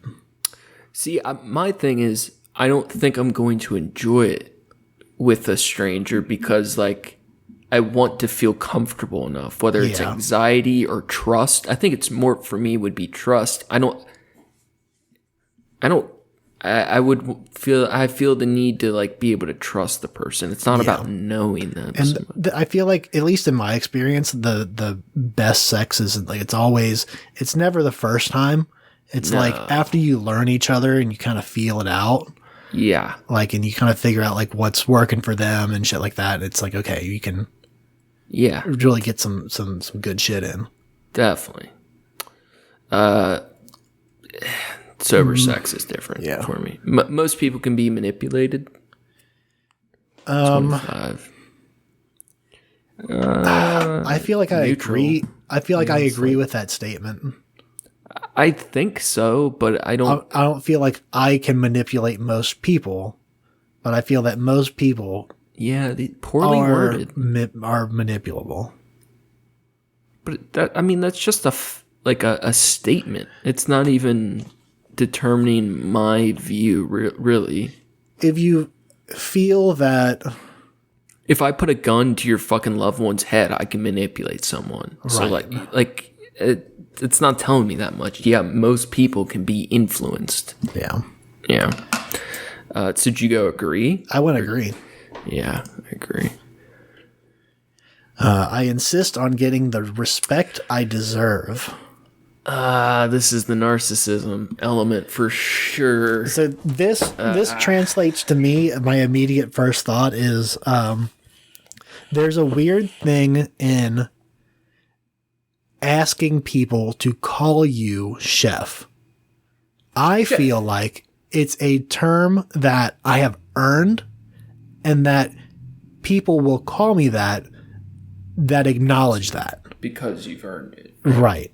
Yeah. And to be called that by someone that you either don't know or someone that you consider to be like a more experienced than you or whatever, like that's a term of endearment that I embrace. When there are people, like there was a whole thing with my last restaurant where, not my last restaurant, but the one before that I was a sous chef at, people would call, they would call my chef by her name. And it wasn't a slight. It was just because they were inexperienced. A lot of them, like this was either their first job or like hadn't worked in food service before, hadn't had a lot of experience. So they weren't calling, definitely like the experienced bartenders and stuff all called her chef. But we had, we were talking one day, back by the dumpster having a cigarette, and we were talking about, like, I don't know, like it's weird to ask people. You can't just ask people to call you chef. That's weird. It's like you're commanding a title, but also you've worked your whole life for this. Like, your entire career has been, leading to this. So why wouldn't you deserve to be called, chef. Earned. Yeah. So I feel but you're not out there forcing people either. Exactly. I'm never going to ask my staff to call me chef. I've definitely mentioned to some of them, like, I do prefer it in a work setting, but it's weird, Yeah. I know what you mean. I've never had a title, but if I had one, I would want people to want to call me in. Yeah. I definitely don't want to be disrespected. I feel like I don't take well to that. What about being ignored? Dude, that's like one of those things. Almost worse. Like, I don't feel like I demand respect of people so much, but if you ignore me consciously, I want to fight you no matter what. Like, I cannot stand for that. I don't know whatever reason why. That is just one of those things that, like, I start losing, my brain cells start burning up and I lose it. Yeah. I'm going to put neutral for that. You know what? Fuck them. I do deserve respect. I don't deserve all the respect, but I deserve respect. I deserve. Yeah. But you at least deserve acknowledgement. Yeah. The question is, I insist on getting the respect. Yeah. I'm going slightly agree. I'll say anything to get what I want. Last question. Oh, it's one more note on the last thing. I just remembered this point for this because I was thinking, like, well, I don't really insist on it. And, like, I definitely don't insist on it. Like, if anything, if someone's being like, I've worked with somebody that was like, I don't know if they just didn't realize that I had worked a bunch in restaurants and I had all the experience that I had. But they were like, do you know how to put a trash bag in a trash can? And it's like, to tie it up so it doesn't fall in and whatever is what they meant. Yeah. And I was like, oh yeah, man, I know how to do that. And I was like, oh, okay. Like, cause the bag had fallen in during service and he was kind of being shitty about it. And he's sniping. Yeah. He went like that for a couple weeks and I just let it go. Like, I'm not going to, brag on my own shit. I don't feel like I need to do that. Then I bagged him up in a trash bag. And trash bagged his ass. But no, I feel like that, like I realized I just kind of let that go. Like, he's going to find out eventually that I have way, way more experience than he does. And I'm like at a completely different level of, doing this shit than he is. So I'm not going to go out of my way to He'll let himself be humbled. Yeah, exactly. I'll say anything to get what I want. It depends on how bad I want it. No, I disagree with that. It depends on how bad I want it. Depends on what it is. I'll go neutral. I definitely don't think I would say there's definitely firm stopping points for me where it's like, okay, it's not gonna happen. Oh, we have to click get results. Okay. Okay. I was wondering what was going on. Oh shit, dude. Okay. All right. Now this is where it is kind of confusing to read. So we have our 3 scores, and it's ranked 1 to 5, 1 being low, 5 being high, and they have the averages. So all right. The 3 different scores, the Machiavellianism, narcissism, and psychopathy. Now, real quick. Let me read the average for the first one, then we'll say what we got. Yeah? Okay, yeah. All right, so Machiavellianism. You nailed it. All right, for our area, U.S. and Canada, the average was 3.2. So we under or over par for by all means necessary. I got 3.1. I got 3.4. Okay. So the average is 3.2. So we're pretty close. I feel like I may. That's the one I did the highest on. I feel like I could have been higher on that, maybe. Mm-hmm. I definitely expected that one to be more higher for you. Because if it's something I really want, I will do anything to get it. No one will stop me. Yeah. Ever. Like if I feel like in general you have a more do it for yourself vibe than I do. Not to say that you are anti doing things for other people, but you are strong for promoting yourself. Yeah, for sure. Yeah. For sure. Okay. Narcissism. All right. What's the average? The average was 2.8. Okay. Got 2.1. You had 2. So you were under. I was 1.9. So we were both under by a pretty substantial margin. Yeah. Now, narcissism, I definitely see me being more than you. That makes sense to me. You think you're more narcissistic? Yeah. Not to say that I'm very narcissistic, but I feel like I'm definitely more I'm pretty self-confident in that way. I feel like about you what might, I'm capable of and what I do. You definitely, I feel like, have more confidence, but I get pretty vain. But that's kind of more aesthetic-y than like how we were talking, like aesthetics or values. I get unconfident about myself, but very vain. Like I feel like I'm better than other people a lot. Like we were talking in the last episode about empathy stuff. Like I feel like I'm like better than people more than I'd like to, but it's just like vanity thoughts. You know what I mean? Like I don't really believe it, but everybody feels some of that. Yeah. Maybe. I don't know. I see you with more confidence for sure, as a general thing. Yeah. Psychopathy. Okay, let's see what the average was. Ooh, 2.6. 2.1. Sorry, 2.16 was the average. Okay, I got 1.8. Dude, I called this from the beef. This was my prediction call. Yeah. I said I was probably going to be lower than you on the other two, but higher on psychopathy. I got 3.1 on that. Damn, dog. Which for US adults, I'm in the 94th percentile. So what do you prescribe to yourself for that, Dr. Steven? See, I don't think psychopathy, I think it is a very stigmatized term in the sense like it's not inherently a bad thing. It's a very cold thing, but it is always in our best interest to be as psychopathic as possible, right? Mm-hmm. I think it does mean you have to be. Oh, this is very interesting. I'm going to roll back to this in a sec. But I do think it means you have to be cautious, though, in the sense of your impact on the people you care about. Yeah. Yeah, absolutely.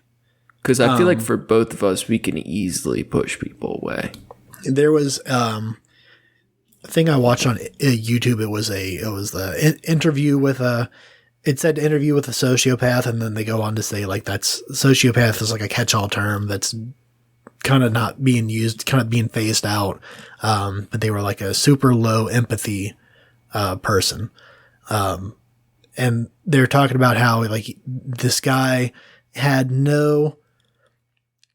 he didn't think of his actions in a way of like, he didn't think of how they affected other people or even actions in general, how they affect other people. Just how does this affect me? Mm-hmm. And it would be stuff where like, they'd say, they'd learn to control it by like, someone comes in, the room and they say like, oh, my grandmother just died. And they would respond like, oh, I'm sorry to hear that thing, but they were like forcing that. They were just saying that because that's just a thing you say. Yeah. Social nicety. I mean, what the fuck else you guys say? Say? And then they moved on. Like, I've definitely feel like not that I forced that before, but like I do think in my head, like I need to say something to this person, like to convey that I have an emotion on this. But generally for me, I think more of it's like, how do I say this in a way that's going to be meaningful to them because I've been in that situation, less than I need to say this so that they don't think I'm a psychopath. Right. Yeah. So I will say these results, they do have a weighted version, and on the average, we're closer to that than the unweighted. Right. But I do see, like my psychopathy was in the 24th percentile, and my narcissism was in the 7%. So very low narcissism, but high psychopathy. I don't really know what that means. I feel like once it's weighted, we're probably both a lot closer to the average. 2.9. It's a psychopathy weighted by all countries and all internet users. And internet users are different results than the average test taker. Yeah, you got people that are just opening the thing up so they can get maybe a pre-read and they just click all the answers without looking at them. That's interesting. It seems like the internet users raised the averages. It seems. Yeah. It would take a lot of math to know for sure, but it seems that way. Cool shit, though. I mean, it definitely was fun. Very cool. If you like taking surveys online, you can get paid for them. It says every ad and email scam that I've gotten. Do you feel like there's anything specific, like insight on yourself you get? Not really. Stuff that I kind of knew about myself. There's more Machiavellianism than I expected. But apparently it's on par with most people, so that makes sense. I didn't really expect a lot of that. Well, we're both very introverted and interested in how we feel and think. So I don't feel like any big surprises. Yeah. I do agree. My Machiavellianism was a lot higher, and I think mixed being the two scores, I do feel like reaffirming that if I want or need something, or I feel strongly compelled, I will do whatever it takes by whatever means to get what that is. Yeah. And I feel pride in that, though. Like, I feel good about that. I don't want to be narcissistic, but I want to be a whatever means kind of person. But I just don't want it to be over dumb shit. I want it to be important shit. I gotta say, I feel like I like doing a survey on the podcast. I don't think it should be a very regular thing, but I feel like it was fun. Yeah. a cool way to, go through a thing, especially if it's a well done test or survey. That could be a fun thing to do maybe again in the future. Yeah, especially psych stuff. I took a recent one. It was one of the top tests for diagnosing not mental retardation, but what do you call one of the ones where you're just a little slow? Not Asperger's, but on this autistic. Okay, yeah. God, dude, that was bad. That took me a bit. I feel like, even like the autism thing, like I guess that's why they call it a spectrum. I was going to say, like, it's such a scale of like what that means and what that is. And I think they're even trying to do away with the term autism because of that. Pretty much. They're seems diagnosing each different things and seeing different patterns. But one of, like, how McDonald's triangle or this dark triad, one of the longest standing tests for autism was this test of like maybe 20 questions, and the question was just an old black and white close-up photo of a human's eyes, and then you had to guess the correct emotion they were displaying. Very interesting. And it's been, also proven, obviously, they do better studies, they find out it really isn't that accurate. But I did feel like there was a lot you could learn from it, even if it's not going to give you any real information on diagnosis. You really can see how much you can like see into a person by the small window of their, I don't know. Yeah. No, you're right. I scored very high in that one because I feel like I can see how people feel. I might not be good at like reacting to it, but I feel like I can tell what's happening. You're definitely observant. I think there's also getting into wild shit, not even like wild shit, but like even being around like in a growing up in a a shitty neighborhood where you hear gunshots and whatever, like where you grow up kind of with your head on a swivel. Maybe it's not always at home, but like when you go outside, like you're taught to look out for predators and like, goofy shit like that. There's through trauma or through, those trials of hardship, you get more situationally aware, like at all times. Like if you get enough innocence, because what it is you had innocence stolen from you, right? Like it happens to every child in different degrees, right? Yeah. And you make adjustments to not be hurt again, right? So like sometimes that's putting your fucking backpack around your leg or tying your shoes tight, whatever. Like you lose innocence, but you become more insightful also.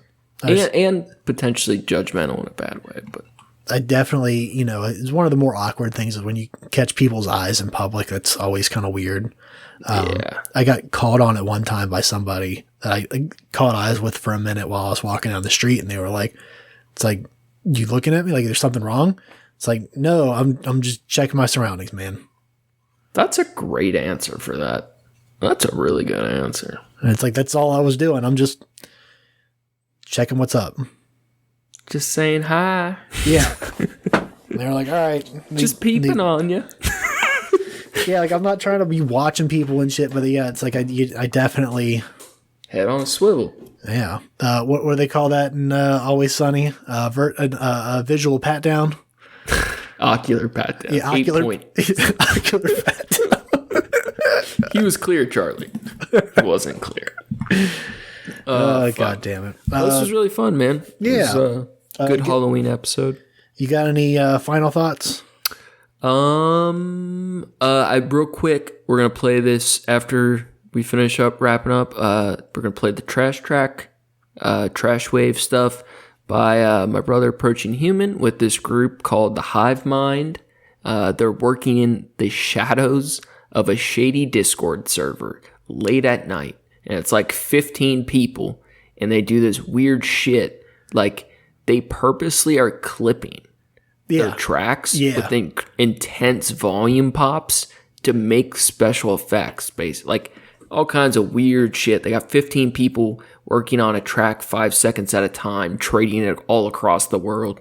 They're weird nocturnal Trashcats, and it might not be the type of stuff you want to listen to all the time, but they're doing some cool shit. It's definitely interesting. It's worth the listen for sure. Yeah, pushing the boundaries, right? Like you push the margins so there's more cool discoveries and shit that comes out of it. And this track's got some amazing moments. So yeah, I look forward to hearing more.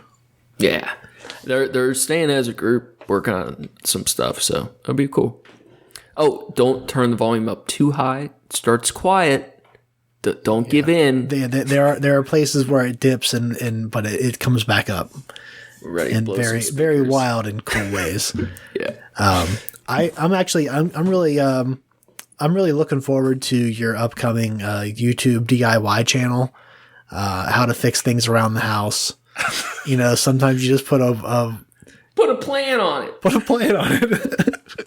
If you can't see it, it's not there. Psychology. Philosophy of plants. Yeah. So that's going to be all for us today. Thanks again for listening. Thank you to Approaching Human for the use of his music, and you can find his work on SoundCloud at Approaching-Human. Thanks, John, and the Hive Mind. Shouts out to you guys. Hell yeah. Make sure to check out the show page at Trashcats Trashcast on Instagram for news and arts from the show. You can check Facebook for the memes. For the memes. You can go shit post on Reddit with Steven. Don't look for our Reddit. It's embarrassing. If you're bored, you can check out my trash yard on Instagram at Skyzix, SKYZICX. I finally fucking finished something that I think turned out pretty good. Did you like that one? I did. Cool. It was cool to find find a new piece from you in my inbox. I haven't seen one in a while. Hell yeah. So get that up soon. And tune in next week for episode. I know we decided, but we'll reevaluate. Yeah. Cool. We'll probably still be in the spooky theme. Yeah, maybe one more spooky one. I just forget what we decided, but we'll figure it out. Yeah. I think that's it. That's going to be all for us today. Stay classy, eat trashy. Go fast, eat trash. And now, Susfest by Hive Mind. It's called Susfest? Yeah. That's so dope. So ridiculous.